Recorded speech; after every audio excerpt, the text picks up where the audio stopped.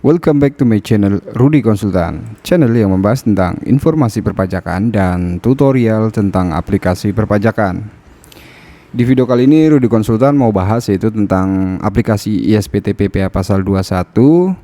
Jika teman-teman perusahaan baru terus kemudian mungkin KPP-nya belum terdaftar di aplikasi ISPT PPh pasal 21, bagaimana cara penambahannya, atau mungkin teman-teman pindah KPP ya dari KPP yang sebelumnya, misalnya pindah alamat terus kemudian kode KPP-nya berubah. Dan di video kali ini gue akan bahas lebih ke situ. So sebelum gue lanjut, untuk teman-teman yang mungkin baru lihat channel ini, jangan lupa klik tombol subscribe, jangan lupa teman-teman nyalain juga loncengnya agar teman-teman tidak ketinggalan informasi terupdate dari Rudy Konsultan. Dan gue mau ngingetin lagi untuk teman-teman, jangan lupa lapor ISPT tahunan badan secara di tanggal 30 April batas waktu pelaporan ISPT tahunan badan. Dan sampai saat ini juga belum ada informasi terupdate mengenai perpanjangan laporan ISPT tahunan badan. Jadi untuk teman-teman yang saat ini belum melaporkan ISPT tahunan badan, segera laporkan agar tidak terkena sanksi sebesar 1 juta. Nah, gue juga ini untuk teman-teman yang mungkin butuh jasa konsultan pajak atau butuh bimbingan pajak, teman-teman bisa hubungi nomor WhatsApp kami yang tertera di profile channel kami. Karena Rudy Konsultan buka jasa konsultan pajak untuk orang pribadi, badan, ataupun program pengungkapan sukarela ataupun perkara perpajak lainnya. Nah, di sini gue udah buka yaitu aplikasi ISPT PPh pasal 21 versi yang terakhir ya, yang sampai saat ini belum ada perubahan, yaitu di versi 2.4.0.0. Nah, di sini untuk kasus di sini adalah ketika teman-teman yang pertama adalah pindah KPP dari KPP yang sebelumnya, mungkin alamat kantor teman-teman itu pindah dari satu lokasi ke lokasi yang lain, terus kemudian KPP-nya juga masuknya sudah KPP yang berbeda. Atau teman-teman sebagai wajib pajak baru, tapi kode KPP-nya ketika teman-teman input di situ kode KPP tidak terdaftar. Nah, di sini gua akan sharing bagaimana cara solusinya ya, agar teman-teman bisa buat database dan isi ISPT PPh pasal 21 dengan lancar. Nah, di sini gue udah buka aplikasi ISPT-nya. Langkah pertama adalah teman-teman bisa membuat database baru ya. Jadi di sini gue masuk ke program file, terus kemudian di situ ada DJP. Terus kemudian di sini gue program file yang X68 ya, X86, terus kemudian masuk ke DJP dan di situ ada ISPT masa 21/26 tahun 2014. Nah, di situ ada folder DB, teman-teman masuk ke folder DB dan di situ ada DB kosong ya. Teman-teman bisa copy di situ DB kosongnya, terserah teman-teman bisa pakai yang tahun 2016 atau tahun 2014. Copy, terus kemudian silakan teman-teman paste di sini ya. Terus kemudian silakan teman-teman namakan sesuai dengan nama PT atau CV-nya. Nah, di sini gue ada contoh yaitu yang gue pakai namanya CV contoh ya.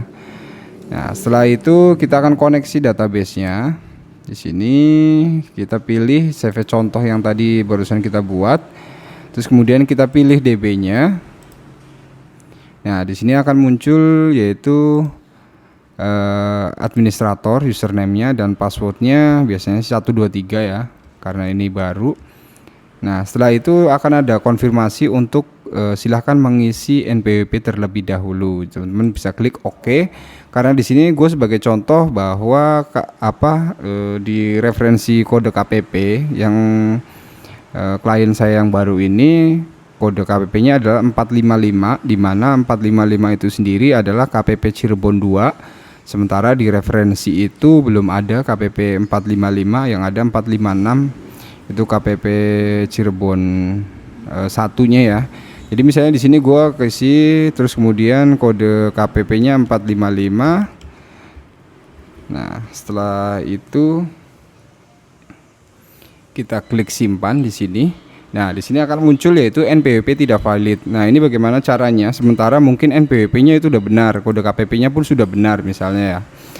Tapi ketika diklik simpan dia nggak mau. Nah, cara yang pertama adalah teman-teman bisa menggunakan kode KPP satu wilayah, katakanlah misalnya yang tadi saya asumsikan 455 itu sendiri adalah KPP Cirebon 2. Teman-teman bisa menggunakan KPP Cirebon 1 misalnya 456 ya.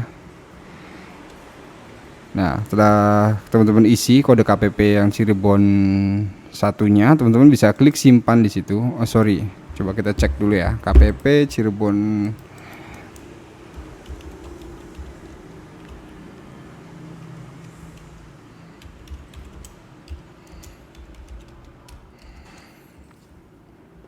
Nah, di sini kita akan lihat ya KPP Cirebon yaitu 426. Jadi yang KPP Cirebon 1 itu 426. Di sini misalnya kita isi 426. Nah, setelah ini kan karena 426 itu di kode referensi itu udah ada, pas begitu diklik dia pasti langsung mau. Nah, NPWP berhasil disimpan. Nah, ketika berhasil disimpan, teman-teman tinggal isi ya nama CV, alamat, nomor telepon, email, nama NPWP penanda tangan, terus kemudian nama penanda tangan teman-teman isi ya, yang ada tombol ini ada tanda bintang merah itu. Misalnya di sini gue contohin yaitu CV contoh.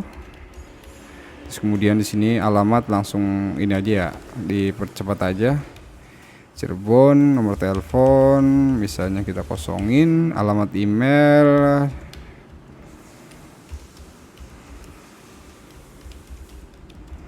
terus kemudian NPWP penatangan saya kosongin aja, nama penatangan misalnya Rudi Konsultan.